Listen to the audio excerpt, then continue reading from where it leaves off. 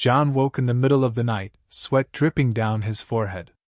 The room was dark, except for the steady ticking of the clock, like the beating of an invisible heart.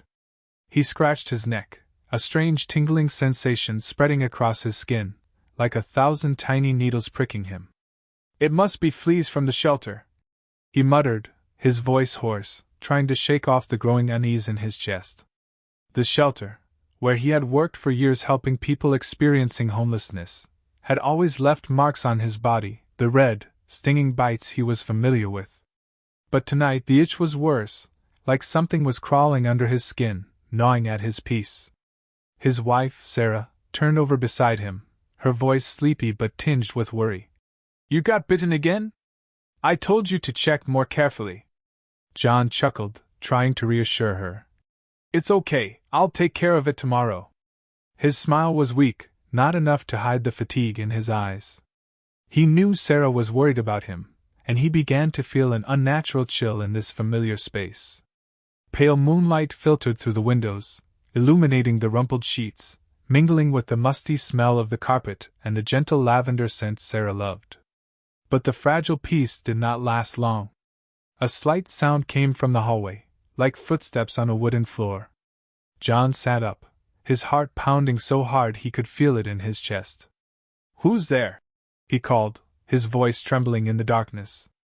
There was no answer. There was just a cold, heavy silence as if the house were holding its breath.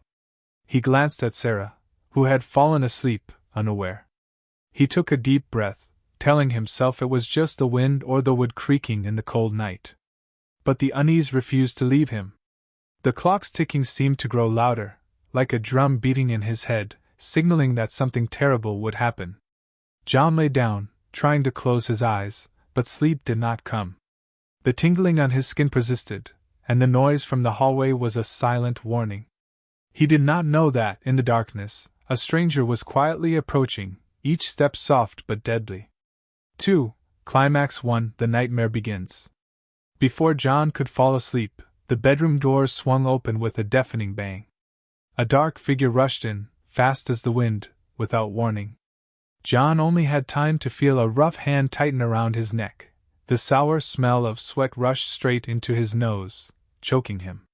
He struggled, but the stranger's strength was overwhelming, as if he had been born to crush all resistance. Sarah screamed, a panicked cry echoing through the night, but it was cut short as another hand clamped over her mouth, pinning her down on the bed with great force. The rope scraped John's skin, each thorny strand biting into the flesh, binding his wrists behind his back. Each movement of the rope was like a knife cutting into his skin, but the physical pain was nothing compared to the fear that gripped his heart. A deep, cold voice whispered in his ear, "Silence or die." The voice was emotionless, as if the killing was a familiar action. John felt the stranger's hot breath on his face, the smell of sweat mixed with the heavy breathing, making his stomach churn.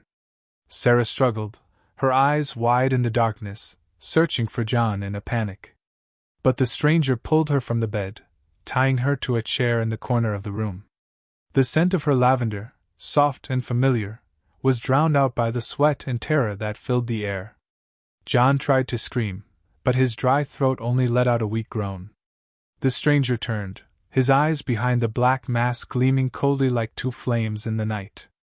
"You think you're a hero in that shitty shelter?" he growled, his voice full of contempt. John jerked, his mind reeling. He knew about the shelter. This wasn't a random robbery. He was after him. The fear snaked under his skin, cold and vicious. He wasn't just an intruder. He was a calculated threat. Sarah trembled in her chair, her gasps cutting into John's heart. He was helpless, trapped, unable to protect the wife he loved. This night wasn't fleas or bites. It was a living nightmare, and they were trapped in it. At the same time, Mia, their 16-year-old daughter, pushed open the back door and entered the house. She had just come home late from a movie with friends, her headphones still plugged in, the music drowning out all the noise outside.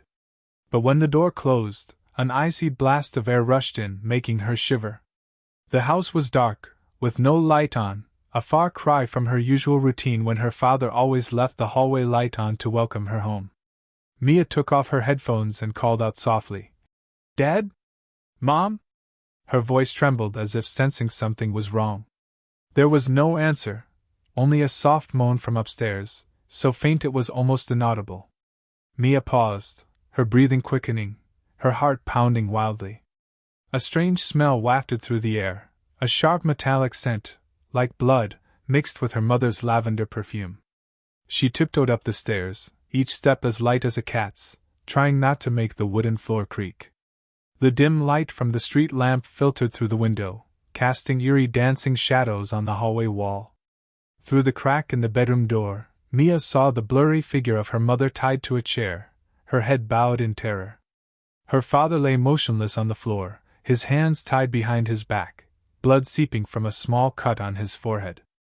A masked man stood between them, a knife glinting in his hand, reflecting the cold moonlight. Mia almost screamed, but she covered her mouth, her hands shaking. He hadn't seen her yet. She backed away, hiding behind the wall, her mind reeling with fear. Her heart was pounding so fast she was afraid he might hear it. Terror was like an invisible monster choking her throat, but she knew she couldn't panic. Her parents were in danger, and she was their only hope. Mia took a deep breath, trying to calm herself, but her hands shook uncontrollably. Sarah trembled in her chair, the rope biting into her wrists, leaving red welts.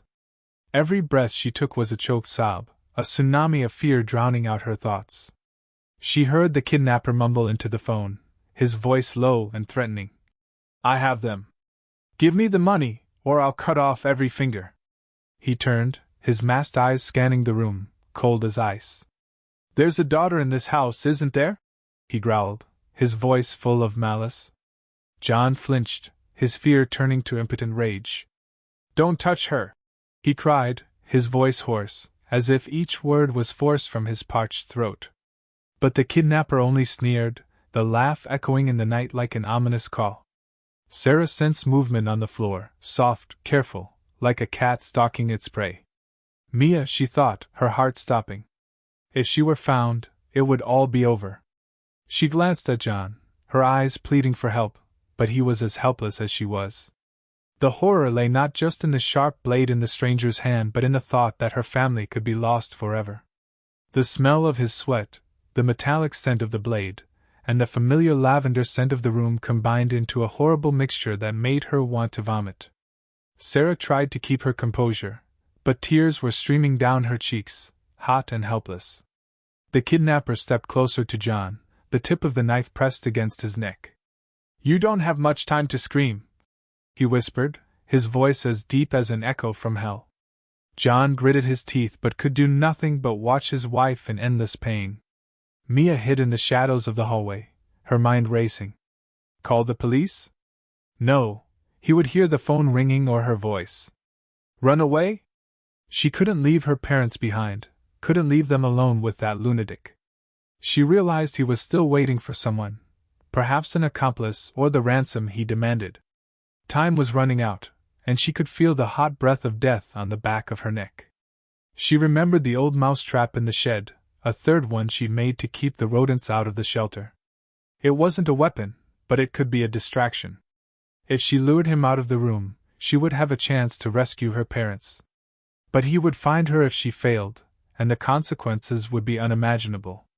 Mia bit her lip until it bled, a chill spreading. This was the most significant risk she'd ever taken, but she had no choice. With trembling legs, she quietly went down to the shed, her hands shaking as she opened the door. The smell of damp wood and machine oil filled her nostrils, but she paid it no mind. She fumbled in the darkness, finally finding the mousetrap, a simple iron clip but strong enough to hurt anyone who stepped on it. She took a deep breath, trying to calm herself, and then walked back down the hall, holding the wire attached to the trap. Each step she took felt like a fatal countdown. Mia placed the trap at the foot of the stairs, where the kidnapper would have to stop if he left the room.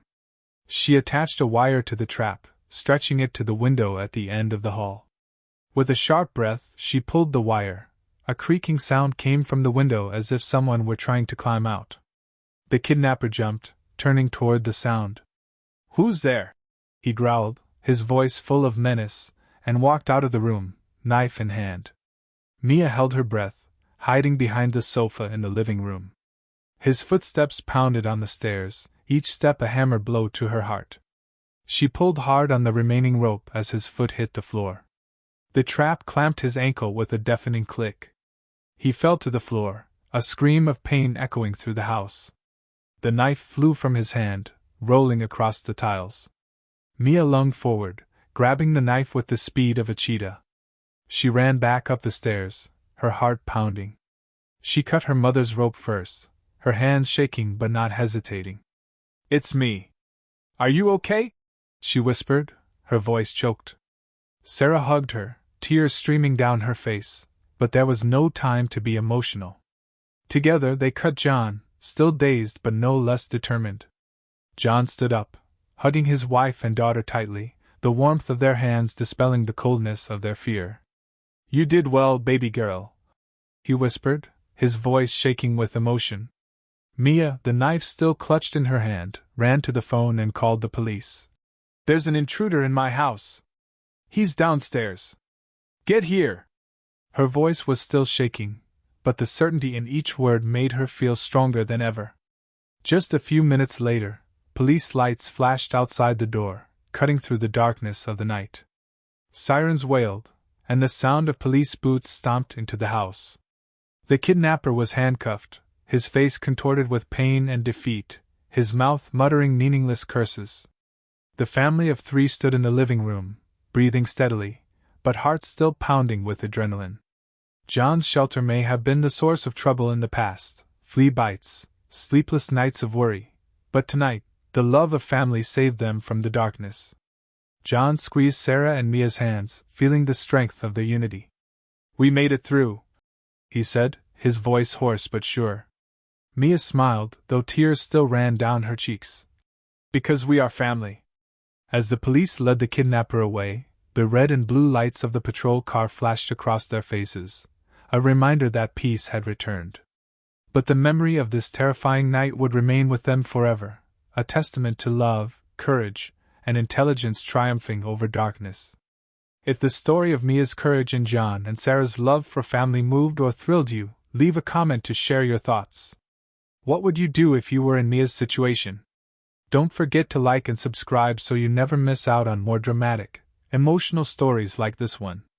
Hit the notification bell to stay updated. Together, we'll explore the power of the human spirit through words.